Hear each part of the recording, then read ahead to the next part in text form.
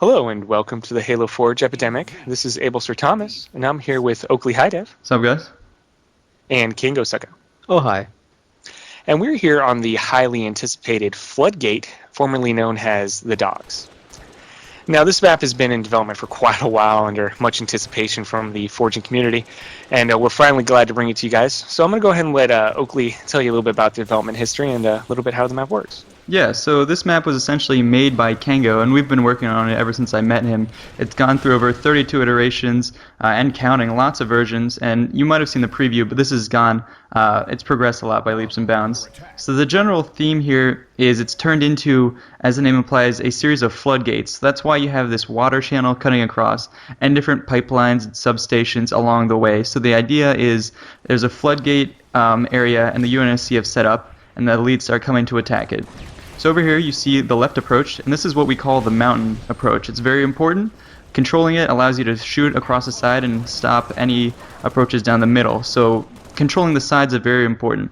Over here on the other side we have beach side, and that is very different from the mountain side. And that's a nice thing about the map, is just the terrain is so different that callouts are very natural and everything sticks out, and each side plays very differently. So over here you can see the neutral ground and the two territories up here. So once the elites capture those territories, they'll be able to knock out the turrets in the back and progress. So right over here, we're going to see that progression as it happens. And so I'm going to hand it over to Able, who's going to take over Phase 2. Yes, so as we see Phase 2 opening up here, we now have access to the pipes, which are very critical neutral ground in second phase. It allows not only vehicles to battle around them, but you have infantry jumping up on them and dancing around them in a very, very interesting gameplay on them. Allows defenders to push up, and it also allows attackers to push up and get a foothold on and to push into the objectives. So as we get a closer look at the spawns and the core building here, the design is very similar to Boneyard, where you have a team spawning inside and the other team spawning outside. And this allows, the middle team to secure the building and kind of push out from the center, and allows the left and the right team to push out in front of their objectives and, counter the elites on the pipes and elsewhere. And also we have the vehicle spawn over there to the right. So now we have a look over here at the objectives. That was Bravo over there, and we're coming up on Alpha.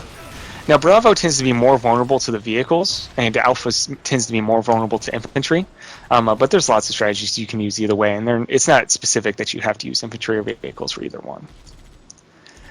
So yeah, this map definitely went through loads of iterations and definitely a stressful development on this one. I mean, originally it didn't even have vehicles, and now they've ended up including a Warthog, a Revenant, and a Ghost on Tier 2, and then adding in a tank on Tier 3 and a Banshee as well. So that was definitely an interesting transition when they were able to add vehicles to this map. So Oakley, do you want to talk a little bit more about all the different versions you guys had? Oh man, it's pretty much countless how many versions we had, and I'd like to just give a great shout out to all the testers who helped us, the Wheelmen, and Able and Yardbird, who really helped us along the way. And I guess Kanggo, if you want to talk about the various versions and just comment on those. Like you said, we have like 32 and counting versions of this map. Since we started, we just met, and I showed you this map on the sandbar, and of course, Able and Yardbird come in, and they're like, "Oh, you can't build a map on the sandbar. That's unheard of." And then Oakley and I were like, "Challenge accepted." And yeah, since then, like I said, we have 32 different versions of the map, and the Floodgate just kept growing with each different thing. And of course, I just want to say right now, Oakley could be a pain in the ass as a co-forger. Like, each different version, he's done some drastic change, and I come in having half a heart attack. Yeah, you tended to refer to it as my baby, and every time I would have a major change, you wouldn't necessarily know about it. You thought I had switched out the baby on you. But it's grown up in its own, and we're really pleased with the outcome at this point.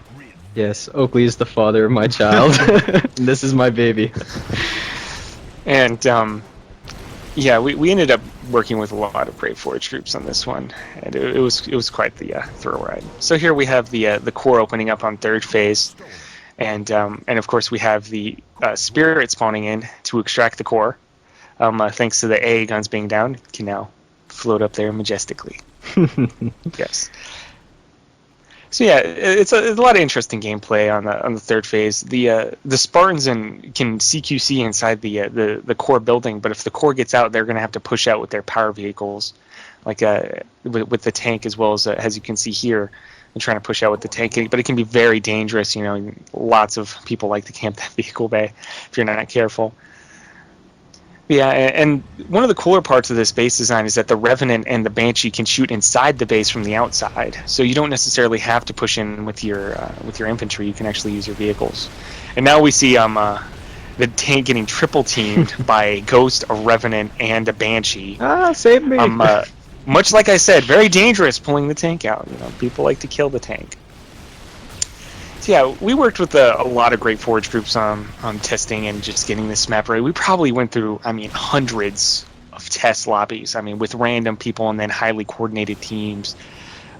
We got, just amazing amounts of feedback from the community. Some great, some not so great. Some more just like they just love the map, and others just, Oh yeah, and over here, this is a memorable part of one of the tests. We're about to core surf it, and the tank rolls out. I think he got an overkill at that point.